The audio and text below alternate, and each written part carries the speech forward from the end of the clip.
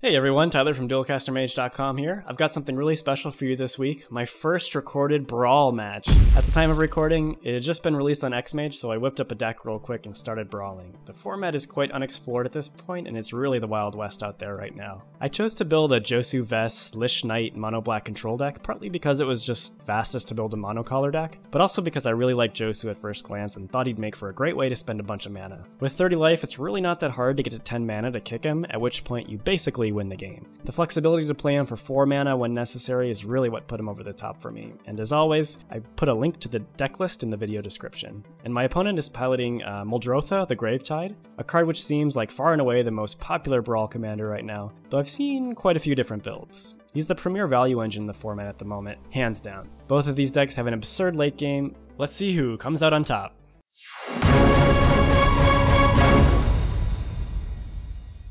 Alright, it's brawling time. I'm on the draw and I see a pretty good hand here. I got Gifted Aetherborn to kind of keep me alive, and I got some card draw on Sunset Pyramid. Gonna need some more lands. He plays Land of War Elves on turn 1, which, as far as I know, is the only way to really accelerate on turn 1 in this format. Passes to me, I draw a land, which is nice. And looks like his turn 2 is just attack and play a land. Alright, I get the chance to play my Aetherborn now and have a few options next turn. This is really nice card here, just stops a lot, really puts the brakes on their attacks. On his next turn he plays Servant of the Conduit, so he has double acceleration. So he could have potentially a turn 4 Muldrotha, although what else is going to be in his graveyard at that point? On my turn I draw Karn, so I'm going to need a land here. I attack for 2, play the treasure map because that works with my mana better. I have 1 remaining, which lets me scry and hopefully hit my 4th land drop, which is going to be really important this game. Got to keep pace with his acceleration. On his next turn he goes Tatyova, Benthic Druid, really nice card. And even better for him, he hasn't played his land drop for this turn yet, so looks like he's got a turn 4 Tatyova with landfall, so that's really nice. I use a treasure map, see a land, so obviously I'm going to keep that on top. And I have a choice between playing Karn or Sunset Pyramid or Vraska's Contempt. I decided to take out Tatyova because that card just gets out of hand too quickly. I really don't want that card hitting play. And the fact that it exiles is kind of nice, so he can't get it back with Muldrotha later. So, kind of just keeping parity here. He came out a little bit ahead in that interaction, but oh well, what are you going to do? He follows it up with Nissa, Steward of Elements. So, this card is a really tough Planeswalker to kill. It comes out with usually a pretty high loyalty, and it just keeps plussing 2, so looks like it's at 7, so he's threatening ultimate already. I take that down to 5 to kind of stave off the ultimate. I don't actually need to worry about it too much yet with a 30 life total, but anyway, I play Sunset Pyramid because I have a chance to draw into a land, which will allow me to use my treasure map. I could have done the same thing with Karn, but it's a little bit at the mercy of my opponent, and Karn could get attacked back with his other 2 creatures. Okay, on his turn, he attacks me for 3 and says go. I use treasure map, see another land. That's going to be great. So I scry that to the top. And then once I'm tapped out, he plays Commit to Memory. So he's going to try to tuck the treasure map, and he does so successfully. So I'm not going to be able to flip that very easily, unfortunately. But now that I have 6 mana, I can, after I attack Nissa, I can play Gilded Lotus into Karn. So that's a really solid turn for me. So Gilded Lotus, of course, taps for 3 mana of any one color, just like the original, except you can do it every turn. Alright, so I play Karn, which is kind of an all-star in Brawl as far as I can tell. I mean, it's just colorless Planeswalker goes in any deck, and it's really hard to kill. But in this case, I'm actually going to make a construct because I have a few artifacts.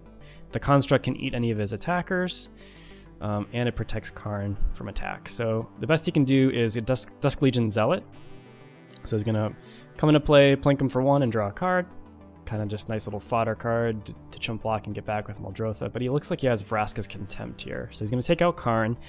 So at least I have a construct still remaining in play. I play Demon Lord Belzenlock. I only have 9 mana, so I can't play and kick Josu. I'll play Demon Lord Belzenlock first in that case, which is totally reasonable. So this bad boy is going to draw me at least 1 card. Looks like he got Laid Bare the Heart. So just 1 card, but still 6/6 Flying Trample, draw a card. for 6 is not bad. I attack Nissa, he chump blocks the Construct, and then he plays Muldrotha, and looks like he can get back the Dusk Legion Zealot that just chump blocked, which is pretty nice for him. Nissa ticks up, and I use the treasure map once again. See, Cruel Reality, which even though I can cast it, is just awful right now. So I scry that to the bottom. What I'm really looking for is a 10th mana source so I can play and kick Josu. And I do. I find another swamp so I can go while he's tapped out. It's really great opportunity to play this Josu and kick it. So now looks like the advantage bar swung in my favor. Nissa can't ultimate. He can play a Walking Ballista, which is pretty nice. Very good card in Muldrotha. A lot of synergy because you can just keep playing it back from your graveyard, and even you can count it as an artifact instead of a creature. But I have an obscene amount of zombies and cards with menace, so I play this Laid Bare the Heart to see what the last card in his hand is. See if the coast is clear here. Not that he can really do a whole lot, but he does have just enough mana open to cast Blink of an Eye, which is pretty good for him because it was the last card in his hand, so it looks like the Lay Bare of the Heart is effectively countered. He bounces the Demon Lord Belzenlock, which is kind of a dubious play in some respects because I'm not unhappy to recast the Demon Lord. Draw some more cards, and this time it looks like I get 2 cards, Yahenni's Expertise and Cast Down. Neither of which do a whole lot right now. I attack with the team. Actually, I attack with everything with Menace.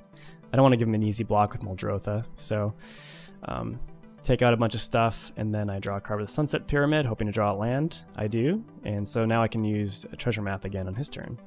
Looks like Walking Ballista takes out a zombie, but it's going to need a lot more counters to take out my army. Dusk Legion Zealot comes back. Aether Hub comes out. He's going to draw. He's kind of digging here. He's digging for an answer to this horde of 2/2 zombies with menace that I have from Josu. And he casts Never to Return. So, great card. Really important to be able to kill Planeswalkers in this format, but he's going to be able to kill Demon Lord Belzenlock, but I've already got value off that. And it looks like he doesn't think he can win against my army anyway. So on to game 2. I'm on the draw again and see quite a strong hand here. Once again, I got Gifted Aetherborn to shore up my early game, and then I can draw some cards with Arguel's Bloodfast. If my Aetherborn survives, I can draw a ton of cards with the Bloodfast without even really worrying about my life total too much. But it looks like the Aetherborn gets Fatal Pushed at the end of my turn. He plays Spring to Mind on his turn 3, so just a rampant growth, but Mind lets him draw 2 cards at instant speed out of his graveyard if he has 6 mana. So that's something to keep in mind. I draw Demon Lord Belzenlock, so my white game is pretty strong right now. Play Arguel's Bloodfast. This looks like on an empty board is going to be able to draw me just a ton of cards, which is great. Plays Llanowar Elves and Champion of Wits, which is a pretty strong turn for him. Going to filter for 2 cards and stock up his graveyard to abuse with Muldrotha later. Let's see what he discards. A Navigator's Compass and a Syncopate. Okay, well, the Compass can be brought back with Muldrotha. Anyway, I draw Pyramid of the Pantheon, play that. It's kind of a build your own Gilded Lotus, which all types of cards like that are pretty useful in Josu Vess when you're trying to get to 10 mana, 10, 12, 14 mana. He attacks me for 3, and at the end of his turn I have a good amount of mana to not only put a brick counter on the Pantheon, but draw a card with the Bloodfast, which is nice. Alright, I draw Immortal Sun. I'm going to draw another card with the Bloodfast. I don't really want to Never to Return anything right now. He commits to memory the Pyramid, so I'm back to square one with that. On his next turn he plays Muldrotha, but he has not enough mana or resources to get anything back with it right away, which gives me a window here to kill it with Never to Return. Something you don't often get to do on Muldrotha, but I'm going to take that advantage. I do not want him untapping with Muldrotha, so I just pass the turn. Keep getting attacked. I'm down to 16, and he plays Liliana Death's Majesty. Pretty strong Planeswalker. It's going to fill up his graveyard and make him an army of zombies, potentially. So he gets the zombie, and I got to keep this Never to Return in mind because I can exile a card from his graveyard. But I think I'd rather just play this Immortal Sun because it shuts off Planeswalkers effectively. I fine. In theory, I think this card is really good in Brawl, because you can use Planeswalkers as commanders. He attacks me for 5, so I'm going down to 11. I'm starting to get a little low. He has got a nice play here. Blink of an Eye bounces my Immortal Sun, and allows him to actually use Liliana, which is really brutal because he gets back his Hostage Taker, takes my Pyramid of the Pantheon, and then I can't really, fully equip that thing. So now I'm kind of on the back foot here. I play the Demon Lord again. I guess for the first time this game, get a Doomfall. He plays my Pyramid, attacks the team. I just take out the zombie. I don't want to fill up his graveyard anymore with actual creatures. Go to 5 life, which actually on my upkeep allows me to flip the Bloodfast into Temple of Alka-Zotes, which is pretty strong right now. Not only is it a mana source, but it allows me to gain life. So I go to attack Liliana. He plays Torrential Gear Hulk before damage, and then flashes back Vraska's Contempt. So not only is he putting 5 power worth of artifact creature in play, he's taking out my Demon Lord. So I use this opportunity to sack the Demon Lord to gain that precious 6 life, which is going to be really important right now. But I still have enough mana over to recast Immortal Sun and cast Walk the Plank on the Torrential Gear Hulk. So I should be able to survive here. I have Liliana kind of held off. I go to 4. The best he can do is play Naga Vitalist, though, which is not very scary. So if I get to untap here, I should be in pretty good shape. The Immortal Sun, crucially, reduces my spells by 1, so not only can I play and kick Josu Vess, but I have the Temple of Alka-Zotes untapped to gain some more life if I need to. So I got the zombie army.